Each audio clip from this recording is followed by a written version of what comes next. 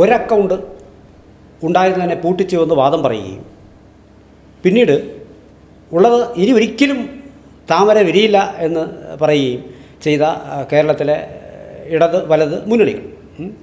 സത്യത്തിൽ ഈ BJP കടന്നു വന്ന വഴികളെക്കുറിച്ച് കൃത്യമായ ബോധ്യമില്ലാഞ്ഞിട്ടാണോ അവരത് പറഞ്ഞത്? അതായത് കേന്ദ്രത്തിൽ പണ്ട് 2 സീറ്റുകളുണ്ടായിരുന്ന സമയത്ത് 2 അല്ലേ എന്ന് പറഞ്ഞവരാണ്. അധികം വൈകാതെ കേന്ദ്രത്തിൽ BJPയുടെ 3ാം സർക്കാർ ഭരിച്ചുകൊണ്ടിരിക്കുന്നു.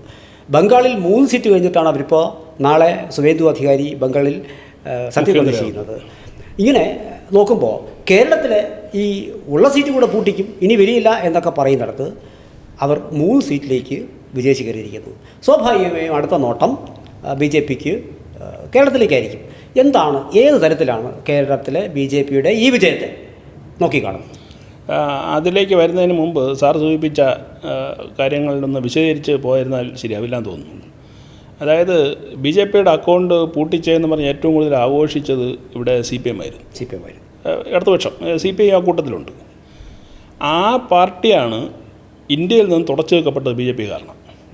അതായത് പശ്ചിമ ബംഗാൾ, ത്രിപുര ഇതൊക്കെ നല്ല ഉദാഹരണമാണ്. കാര്യം ഇവർ പതിറ്റാണ്ടുകളോളം ഭരിച്ചിരുന്ന സംസ്ഥാനങ്ങളെ വേറെ കോൺഗ്രസ് അല്ല കൈയടക്കിയത്, BJPയാണ് കൈയടക്കിയത്. ആ കൈയടക്കൽ അല്ലെങ്കിൽ അവരുടെ കടന്നുകയറ്റം കാണാൻ കഴിയാതെ പോയ ഒരു പാർട്ടിയാണ് ഈ CPM എന്ന് പറയുന്നത്. അപ്പോൾ അതുകൊണ്ട് തന്നെ ഇവിടെ ശിവൻകുട്ടി പറഞ്ഞ പൂട്ടിക്കും, അല്ലെങ്കിൽ മുഖ്യമന്ത്രി പറഞ്ഞതുപോലെ പിണറായി വിജയൻ പറഞ്ഞു നടന്നതുപോലെ നമ്മൾ ഇതിൻ്റെ മതേതര മണ്ണാണ്, ഇവിടെ BJPക്ക് സ്ഥാനമില്ല എന്നൊക്കെയുള്ള വലിയ വായിലുള്ള പൊള്ള വാദങ്ങളൊക്കെ തെറ്റാണ് എന്ന് ജനങ്ങൾ ഇപ്രാവശ്യം തെളിയിച്ചു.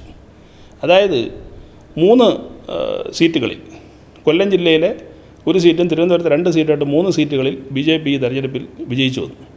ആ വിജയം എന്ന് പറയുന്നത് അവരുടെ കഠിന പ്രയത്നത്തിൻ്റെ ഫലമാണ്. അതിൻ്റെ കാരണം എന്ന് പറയുന്നത് മറ്റേത് രാഷ്ട്രീയ പാർട്ടിയേക്കാളേറെ വളർന്നു വരാൻ തികച്ചും പ്രതികൂല സാഹചര്യമുള്ള ഒരു സ്ഥലമാണ് കേരളം എന്ന് പറയുന്നത്. ഇവിടെ ഈ ഇടതിൻ്റെയും വലതിൻ്റെയും ഭാഗം എടുക്കുന്ന രാഷ്ട്രീയ പാർട്ടികളെ കൂടാതെ കേരളത്തിലെ മാധ്യമങ്ങൾ വലിയൊരു ശത്രുവാണ്. ആ മാധ്യമങ്ങളെ ഇതിലേക്ക് നയിച്ച് വിടുന്നത് നേരത്തെ പറഞ്ഞതുപോലുള്ള രാഷ്ട്രീയ പാർട്ടികളും വിദേശങ്ങളിൽ നിന്നുള്ള സഹായങ്ങളും ചില തീവ്ര മുസ്ലിം ഗ്രൂപ്പുകളുടെ ഫണ്ടിങ്ങൊക്കെയാണ് ഈ മാധ്യമങ്ങളെ BJPക്കെതിരെ പറയാൻ പ്രേരിപ്പിക്കുന്നത്. അപ്പോൾ കേരളം പോലെ നമ്മൾ പറയാറുണ്ടല്ലോ, വളരെ പ്രബുദ്ധരായിട്ടുള്ള അല്ലെങ്കിൽ വലിയ വിദ്യാസമ്പന്നരായ ആളുകളായതുകൊണ്ട് തന്നെ ഈ മാധ്യമങ്ങളുടെ കെണിയിൽ അറിയാതെ ജനം വീഴുകയാണ്. ആ കെണിയിൽ വീണതിൻ്റെ ഫലമായിട്ടാണ് 2021 ഉണ്ടായിരുന്നൊരു സീറ്റ് നഷ്ടപ്പെടാനൊരു കാരണം. പക്ഷേ ഒരു തിരിച്ചറിവ് കേരള ജനതയ്ക്ക് വന്നു, പ്രത്യേകിച്ച് തിരുവനന്തപുരം തെക്കൻ മേഖലയിലെ ജനങ്ങൾക്ക് വന്നു എന്നുള്ളതിൻ്റെ ഏറ്റവും വലിയ തെളിവാണ് ഈ 3 സീറ്റുകളുടെ വിജയം എന്ന് പറയുന്നത്. ആ വിജയം അങ്ങ് സൂചിപ്പിച്ചതുപോലെ നമ്മുടെ പാർലമെൻറ്റ് 2ൽ നിന്നും ഭരണത്തിലേക്ക് വന്നു. ഇപ്പോൾ നാളെ നടക്കാൻ പോകുന്ന പശ്ചിമ ബംഗാളിൽ അവിടെ ആദ്യം 3 സീറ്റുകളിലാണ് BJP ജയിക്കുന്നത്. കാരണം അറിയാമല്ലോ, അവിടെ ഈ പറഞ്ഞ 36 വർഷത്തോളം CPM കിരാത ഭരണം നടത്തി നശിപ്പിച്ച ഒരു സംസ്ഥാനമാണ് വെസ്റ്റ് ബംഗാൾ എന്ന് പറയുന്നത്. 34 പിന്നെ 15 അങ്ങനെ നശിപ്പിച്ച ഒരു സംസ്ഥാനമാണ് വെസ്റ്റ് ബംഗാൾ. അവിടെ 2011 തെരഞ്ഞെടുപ്പിൽ മമതാ ബാനർജിയുടെ തൃണമൂൽ കോൺഗ്രസ് ഇവരെ പരാജയപ്പെടുത്തുമ്പോൾ അവർ അധികാരത്തിൽ വരുമ്പോൾ അന്ന് കിട്ടിയ സീറ്റ് എന്ന് പറയുന്നത് 3ആണ്. അവിടെ നിന്നാണ് 77ലേക്കും ഇപ്പോൾ 207ലേക്കും പാർട്ടി വളർന്നത്. ഈ വളർച്ച അവരുടെ ചിട്ടയ പ്രവർത്തനത്തിൻ്റെ ഭാഗമായിട്ടുണ്ടായതാണ്. നാളെ അത് കേരളത്തിൽ വരെ താമസമൊന്നുമില്ല. അവിടുത്തെ കളറെ കുറച്ചൊരു സാഹചര്യം പ്രതികൂലമാണെന്നില്ല, പക്ഷേ ആ സാഹചര്യത്തെ അതിജീവിക്കാനുള്ള ശേഷിയും സംഘടനാ ശക്തിയും കഴിവും ആ പാർട്ടിക്ക് ഉണ്ട് എന്നാണ് ഞാൻ മനസ്സിലാക്കുന്നത്. അതിനകത്ത് കേരളത്തിലേക്ക് വരാനുള്ള സാധ്യത കുറവെന്ന് പറയുമ്പോൾ സ്വാഭാവികമായിട്ടും മാറി മാറി ഭരിച്ച ഇടത് വലത് മുന്നണികളുടെ ചില തെറ്റായിട്ടുള്ള ചില നറേറ്റീവ്സ് ഉയർത്തിക്കൊണ്ട് വരുന്നതിൽ അവരെ വിജയിച്ചു എന്നുള്ളത്. സ്വാഭാവികം ഇപ്പോൾ മതേതര മണ്ണ് എന്നിപ്പോൾ താങ്കളിപ്പോൾ പറഞ്ഞതുപോലെ ഈ മതേതര മണ്ണ് പറയുന്നത് തന്നെ തെറ്റാണ്. കാരണം എന്ന് പറയുന്നത് ഒന്നും ഇവിടുത്തെ സ്ഥിതി അതല്ല, മതേതരം തന്നെ ഈ പറഞ്ഞ തെറ്റായി വ്യാഖ്യാനം. ഇവിടുത്തെ ഒന്ന് ഗ്രൗണ്ട് റിയാലിറ്റി അതല്ല, അത് പോട്ടെ. 2 ഇത് കേട്ടാൽ തോന്നും ഇന്ത്യയിലെ മറ്റൊരിടത്തും ഈ ഇത്തരം മതേതര ചിന്താഗതിയുള്ള ആളില്ല എന്ന് പറഞ്ഞു.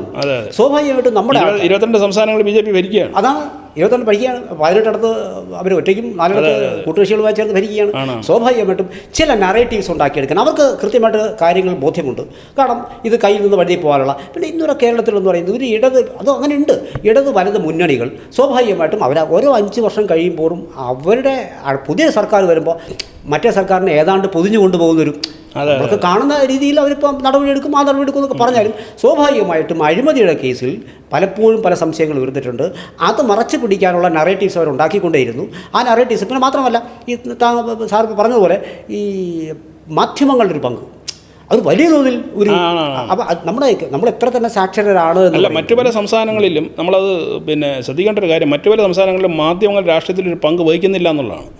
അതാണ് ഞാൻ പറഞ്ഞത്. മറ്റു സംസ്ഥാനങ്ങളിലൊക്കെ കാരണം അവിടെ രാഷ്ട്രീയപ്പെട്ട അജണ്ടയാണ് അവിടെ ചർച്ച ചെയ്യപ്പെടുന്നത്. ഇവിടെ മാധ്യമങ്ങളുടെ അജണ്ട രാഷ്ട്രീയ പാർട്ടികൾ പോലും ചർച്ച ചെയ്യുന്നത്. അതാണ് ഒരു പ്രശ്നം.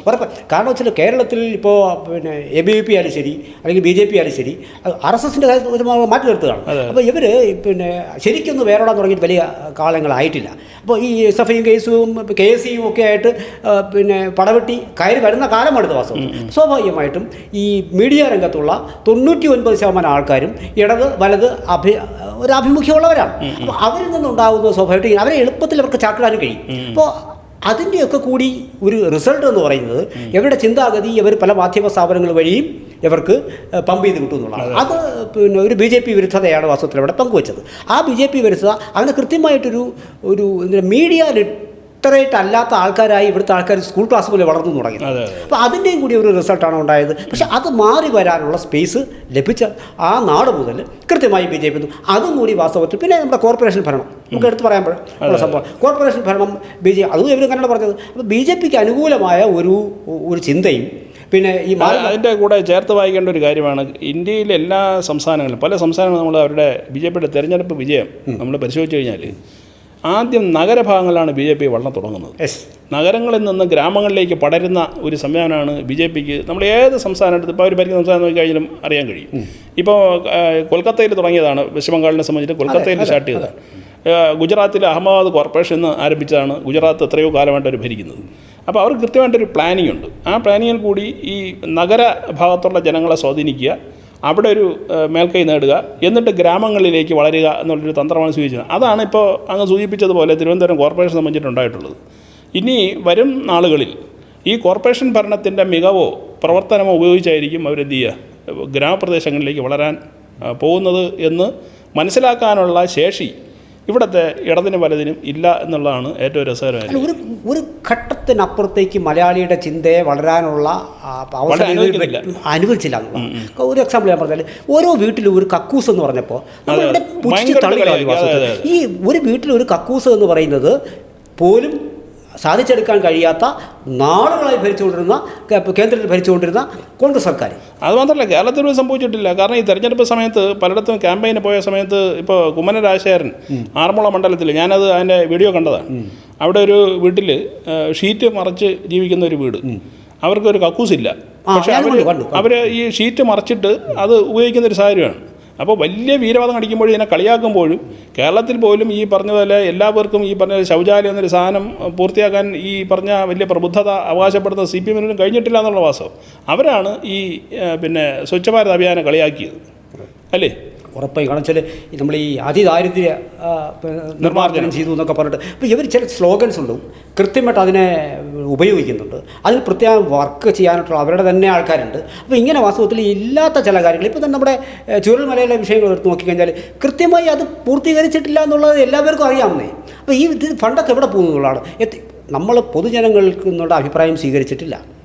പൗരപ്രമുഖരെന്ന് പറയുന്ന രീതിയിൽ കുറച്ച് ആൾക്കാരെ ഇവിടെ വിളിച്ചുകൊണ്ടിരുത്തും, അവിടെ മാത്രം അഭിപ്രായം കേൾക്കും. സ്വാഭാവികമായിട്ടും അങ്ങനെ ഒരു ഇടത് വലത് ചിന്തകൾക്കപ്പുറത്തേക്ക് മറ്റേതെങ്കിലും ഒരു വിചാരധാര കടന്നു വരാതിരിക്കാനുള്ള കൃത്യമായ ബോധപൂർവമായ ഇടപെടൽ അവർ രണ്ടുപേരും വിജയിച്ചു. അതിലൊരു ഗ്യാപ്പ് ജനം സ്വയം കണ്ടെത്തുകയും അത് പ്രാവർത്തികമാക്കുന്നതിൽ BJPയുടെ കേന്ദ്ര നേതൃത്വം വിജയിക്കുകയും ചെയ്തതിൻ്റെയും കൂടി ഒരു സാഹചര്യമല്ലേ കേരളത്തിൽ ഇപ്പോൾ കാണുന്നത്. തീർച്ചയായിട്ടും. മാത്രമല്ല, ഈ തെരഞ്ഞെടുപ്പിൽ ഈ 3 സീറ്റുകളിൽ BJP വിജയിച്ചു എന്നുള്ളത് മാത്രമല്ല, മറ്റു പല സീറ്റുകളിലും അവർ വോട്ട് ഷെയർ അവർ കൂട്ടി എന്നുള്ളത് ഒരു ഭാഗത്തുള്ള വസ്തുത. 5 മണ്ഡലങ്ങളിൽ BJP ജയിക്കാതിരിക്കാൻ വേണ്ടി CPM വോട്ട് മറിച്ചു. മഞ്ചേശ്വരന് ഏറ്റവും പ്രസക്ത ഉദാഹരണം 21,000 വോട്ടാണ് CPMൻ്റെ വോട്ടാണ് അവർ അപ്പുറത്ത് ലീഗിൻ്റെ സ്ഥാനാർത്ഥിക്ക് മറിച്ചു കൊടുത്തത്. ഇതുപോലെ പാലക്കാട് മറിച്ചിട്ടുണ്ട്, തൃശ്ശൂർ മറിച്ചിട്ടുണ്ട്, അതുപോലെ തന്നെ നമ്മുടെ തിരുവല്ലയിൽ മറിച്ചിട്ടുണ്ട്. ഇത് കണക്കുകൾ സൂചിപ്പിക്കുന്നത്. അപ്പോൾ 5 മണ്ഡലങ്ങൾ, അതായത് BJP ടാർഗറ്റ് ചെയ്ത് പോയ 5 മണ്ഡലങ്ങളിൽ CPM അവരുടെ പാർട്ടി വോട്ടുകൾ യാതൊരു തത്വവിഷയമില്ലാതെ, രാഷ്ട്രീയ ബോധമില്ലാതെ, തികച്ചും ഈ പറഞ്ഞതുപോലെ ഈ ജനാധിപത്യ വിരുദ്ധമായി UDF-ന് മറിച്ചു കൊടുക്കുകയാണ് സംഭവം ചെയ്തത്. ഇത് എത്ര കാലം ഇവർക്ക് ഇങ്ങനെ അങ്ങോട്ട് ഇങ്ങനെ മറിക്കാൻ കഴിയും? ഇത് CPM-ന് തകർച്ചയ്ക്ക് കാരണമാവില്ല എന്നാണ് ഒരു സംശയം. കാരണം വെച്ചാൽ വളരെ കൃത്യമായിട്ടാണ് ഒരു 79-89 വോട്ട് 700 ശതമാനം വോട്ടിലും ഒക്കെ വിജയിച്ചിരുന്ന പരാജയപ്പെട്ടിരുന്ന കെ സുരേന്ദ്രൻ. അപ്പോൾ വളരെ കൃത്യമായിട്ട് എത്രയോ വീഡിയോകൾ ഞാനും ഒക്കെ കണ്ടതാണ്. വാസ്തവത്തിൽ ഒരിക്കലും നമുക്ക് ന്യായീകരിക്കാൻ കഴിയാത്ത ചില രാഷ്ട്രീയ കുതന്ത്രങ്ങൾ ഉപയോഗിച്ചുകൊണ്ടാണ് ഈ പറയുന്ന വാക്കുകൾക്കൊന്നും യാതൊരു അടിസ്ഥാനമില്ലാത്ത ചില പ്രവൃത്തികൾ ചെയ്തുകൊണ്ടാണ്. ഈ തെരഞ്ഞെടുപ്പിന് മുമ്പ് ഈ രണ്ട് കൂട്ടരും, അതായത് ഇടതും വലതും പറയുന്ന ഡീല് BJP എവിടെ നടത്തുന്നതാണ്. ഇപ്പോൾ ഇലക്ഷൻ കഴിഞ്ഞപ്പോൾ ഡീൽ നടത്തുന്ന ആര്? അവർ തമ്മിലാണെന്ന് വ്യക്തമാണ്. അവർ വളരെ കൃത്യമല്ലേ? അപ്പോൾ അത്തരത്തിൽ വളരെ ബോധപൂർവ്വം ഇത് വളരെ ഗുരുതരമായ ഒരു പോളറൈസേഷനിലേക്ക് കൊണ്ടുവിടും ഉറപ്പായിട്ടും. അതിൻ്റെ തുടക്കമാണ് നമ്മളിപ്പോൾ കാണുന്നത്. അതുകൊണ്ട് ഒരിക്കലും ഏറ്റവും കൂടുതൽ വോട്ട് നേടിയത് മഞ്ചേശ്വരത്ത് സുരേന്ദ്രനാണ്.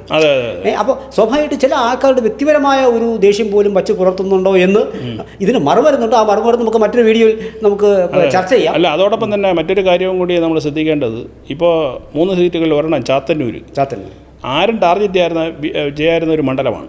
അപ്പോൾ ഇതുപോലെ പല സ്ഥലങ്ങളിലും ഈ പറഞ്ഞതുപോലെ നിശബ്ദമായി BJP വളർന്ന് പടരുന്നു എന്നുള്ള ഒരു വസ്തുതയാണ് എന്ന് നമ്മൾ അംഗീകരിക്കേണ്ടി വരും. ഇത് ഇന്ന് ചാത്തന്നൂർ സംഭവിച്ചാൽ നാളെ നമ്മൾ ശ്രദ്ധിക്കാത്ത മറ്റു പല പട്ടണങ്ങളിൽ വരും. അതായത് നമ്മൾ മനസ്സിലാക്കേണ്ടത് മലയാളിയുടെ രാഷ്ട്രീയ മനസ്സ് മാറിത്തുടങ്ങി എന്നാണ് മനസ്സിലാവുന്നത്. മാത്രമല്ല ചാത്തന്നൂർ പറഞ്ഞതുകൊണ്ട് ഒരു കാര്യം കൂടി പറഞ്ഞ് അവസാനിപ്പിക്കാം.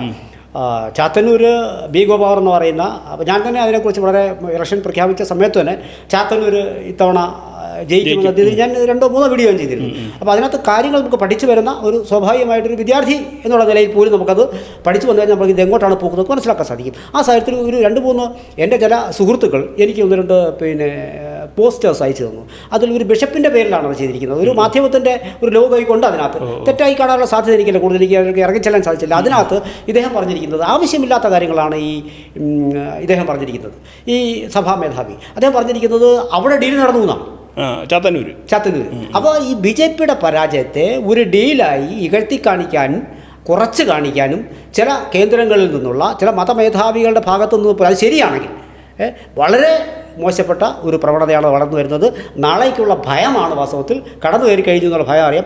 ജനങ്ങൾക്ക് ഇന്നല്ലെങ്കിൽ നാളെ ഭൂരിപക്ഷ സമുദായത്തിനു ചിന്താശക്തി ഉണ്ടാകുമെന്നും അവർ അവർക്കുണ്ടാകുമെന്നും 100% ഉറപ്പുള്ളത് കൊണ്ടാണ് ഇത്തരത്തിലുള്ള ചില പേപ്പറുകൾ പുറത്തു വരുന്നത്. അത് അവരുടെ ആകാതിരിക്കട്ടെ എന്ന് നമുക്ക് പറയാൻ കഴിയും. അതോടൊപ്പം തന്നെ ഒരു 8-10 മണ്ഡലങ്ങളിൽ BJP ജയിക്കും എന്ന് കരുതിയിരുന്ന ആ ജയം ഈ കപ്പിനും ചുണ്ടിൽ നഷ്ടപ്പെട്ടതിൻ്റെ ഒരു പ്രധാനപ്പെട്ട കാരണം കടുത്ത പിണറായി വിരുദ്ധ തരംഗത്തിൽ ഒരു സുനാമി പോലെ കേരളത്തിൽ ആഞ്ഞടിച്ചു. ആ ആഞ്ഞടിച്ച സമയത്ത് ജനത്തിന് വേറൊരു ഓപ്ഷനില്ല, അവർ നാച്ചുറൽ ചോയ്സായിട്ട് കോൺഗ്രസിനെ കണ്ടു. അതുകൊണ്ട് മാത്രമാണ് BJP ഈ പറഞ്ഞല്ലേ 3 സീറ്റിൽ ഒതുങ്ങേണ്ടി വന്നത്. പക്ഷേ ഇനി വരുന്ന തെരഞ്ഞെടുപ്പുകളിൽ നമ്മൾ വിഷമങ്ങൾ കണ്ട പോലെ അടുത്ത തെരഞ്ഞെടുപ്പിൽ ഈ 3-30 30-90 BJP വളരും എന്നുള്ള കാര്യത്തിൽ യാതൊരു സംശയമില്ല.